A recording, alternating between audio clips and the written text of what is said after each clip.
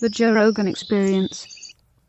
That's the thing. That's the thing I always take away from it is just like, damn, dude, if we could just get organized even for like 2 or 3 years, we could just fix everything. Like the people really do have the power, at least right now, for a short window of time. But we really do. I mean, but people have to understand that we are all in this together, and that there's organizations that want to drive us apart. And the way to work out our differences is having conversations and negotiations and figuring out how to work it out. It's not lighting cop cars on fire. Like, this is, Yeah. But the spirit of those, like, not to defend any of that crap, but that rebellious nature in us is important too, though. It just has to be directed correctly. Right. You shouldn't be burning Waymos while holding a Mexican flag, trying not to get sent back to Mexico. I mean, you're confusing the fuck out of me, dog. Like, who is your oppressor? Is it the electric car? Is it the country which you want to stay, but you're holding a flag of another country? Yeah. Like, what? Why are you wearing a mask? Are you proud of this? Do you not want to get arrested? What are we doing? Are you scared of COVID? Like, I want to know. Well, it goes back to what you said about mass manipulation, and also like we've all sort of lost our identity. That's why politics has become so prevalent in like the way people represent themselves to other people, and like that's like as our culture and our tradition and like sort of the knowledge of where our families and all of that stuff comes from. Like we're just little boats out in a big ocean, and we're looking for some kind of identity to reach out and grab. And politics, they make politics so easy to reach out and grab and make, just like in the same way that people just absorb themselves into sports. Exactly. They're way out of shape, but they refer to their sports team as we. Like our defense did really good. Jamie does that all the time. We won. Talks about a college. Where I'm from. Some college where he's from. Well, that's maybe. Get out of here. Maybe if he's from there, though, then it doesn't count. I'm just fucking around. Yeah. I'm not a team sports guy. I'm a combat sports guy, and I would never say we won. Like if Kamaru Usman beats somebody, I never say we won. Kamaru would call me up. What the fuck are you saying, man? We. You know what I did in camp? How many rounds I sparred? Yeah, all the punches you took. It's so crazy. But if there's a group of guys, you can say we. But that's so silly. I see that I just see that becoming more and more prevalent, where there's not like, I don't know. It's sort of just like, it's kind of even to expand on the thought of it. It's even like the way that now we've all just sort of, we're all in these subcategories the way we would be if we were in prison. We're all like, right, in the same way that when we use the word black and white to describe like, how many different types of white and black are there that all just get merged? It's like it like creates this maybe like group identity that's a lot easier to control. Like for sure. Well, and then it shifts over time. Like my family wasn't white. My family was Italian. They were disparaged when they first came to America from Europe. And my grandfather used to tell me terrible stories of what happened to him when he was a boy living in America as an Italian.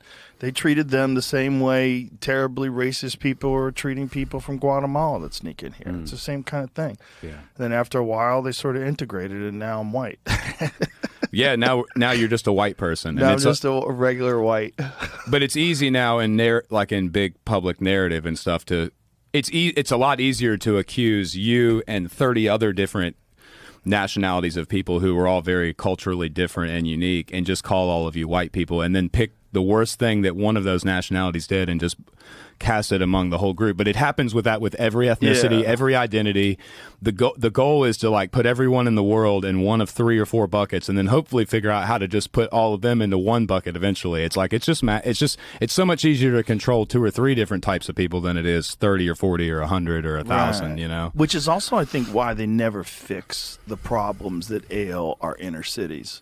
They want to keep that conflict. I really believe that. Because if somebody wanted to have a better, stronger economy, the first thing you would do is you want more people in the workforce. So you'd want less people that are disenfranchised, completely out of society, felons, all that stuff. That doesn't do anything but cost the country money, right? Unless you have private prisons. Now, in private prisons, those people become a business, and then that business contributes to the escalation of laws. And they want to make sure that laws stay in place because that way their business is always full. They have plenty of customers. Their customers are human beings that they turn into batteries to generate money. That's what it is. It's like those people, every person they have in there, they get more money, which is wild. It's wild that we allow that. But then it's also like keeping a certain amount of crime in certain areas ensures that you're always going to have debates over law enforcement. You're always going to have conversations over disenfranchisement. We need DEI. We need this. We need quotas. We need to hire more people of this or of that, ignoring the fact that a lot of these things, especially with universities, are the most racist, especially towards Asians.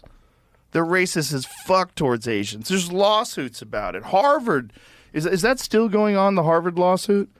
Where they specifically made their application process, like the whole acceptance process, more difficult for Asians because they were kicking too much ass. They had too many like Asian people that were willing to fucking work their ass off, study 12 hours a day, get straight A's. They're like, man, there's too many of these folks. We got to make it tougher. What did they do to make it more difficult specifically? They attached a bunch of things. I believe the argument is they attached a bunch of things like social stuff. Like, how much do you engage in, activism? How often are you involved in, social activities on campus? What other things are you doing other than just pure academic work? They're like trying to slow them down.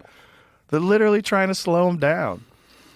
Yeah, that's another great example too. Like even just that they can blanket Asian like that as such a right. like it's Indian, it's Chinese. There's a lot of people that come from a hard place are willing to work hard. That's the difference. And the problem with meritocracy is that some motherfuckers will go for it. And if you get a whole country of people going for it, that gets scary for the people that just want to take naps. It's the same psychology that goes in, like in a lot of the smaller Appalachian towns, like where we recorded was really close to Bramwell, West Virginia. But if you look at even if you look at Bramwell, West Virginia, and their recent political history, like the last mayor they had, she embezzled money from the town, and there was like, and this isn't a very small town, like so government corruption exists like everywhere. And it almost is like maybe in those big cities. I understand definitely that I think things are intentionally neglected, like to create chaos and to create this, like you said, this need for more resources and more.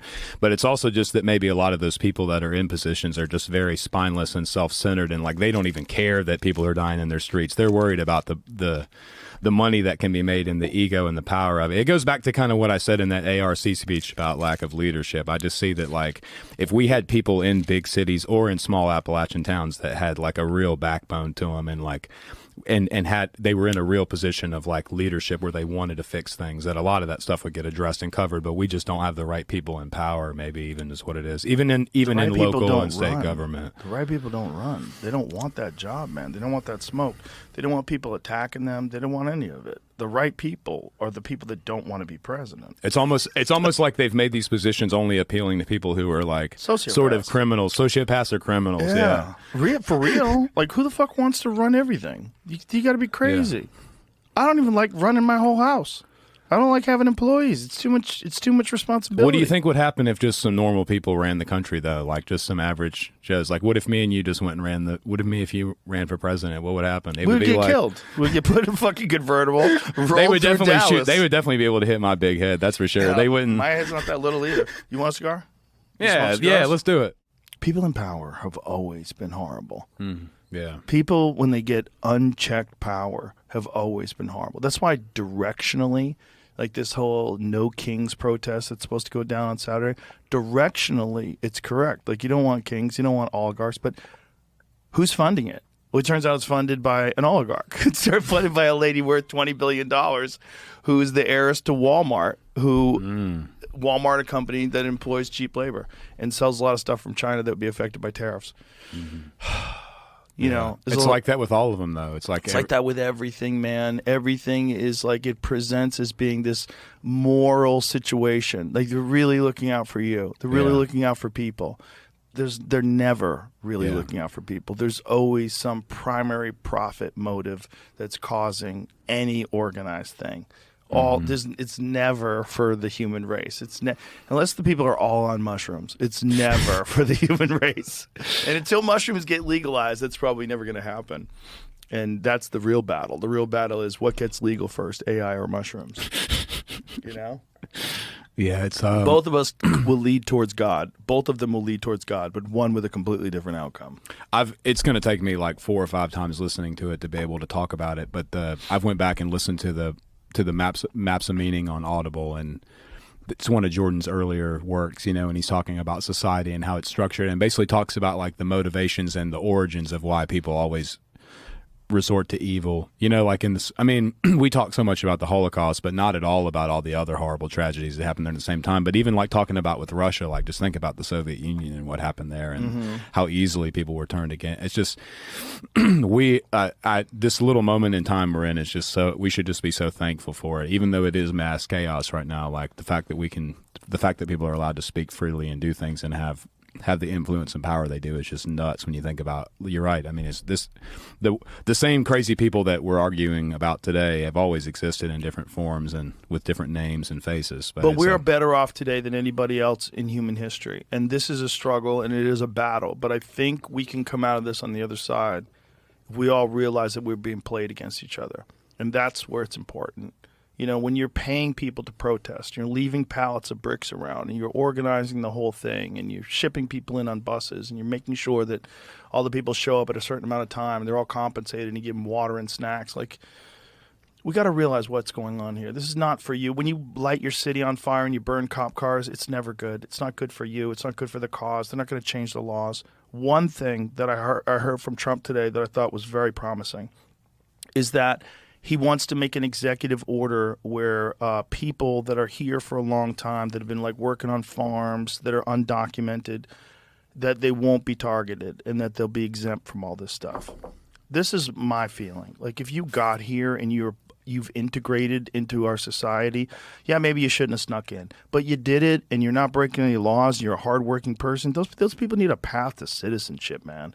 Because if you don't, then they're just preyed upon by people that will take advantage of the fact that they're undocumented and not pay them what they're legally supposed to pay them, and not give them benefits if they're legally supposed to have benefits, and they can't say anything because they're worried that immigration is going to get called on them. So these people are in this constant state of anxiety, and then they hear about the ICE raids, like at Home Depot. Like, what the fuck? Yeah, man?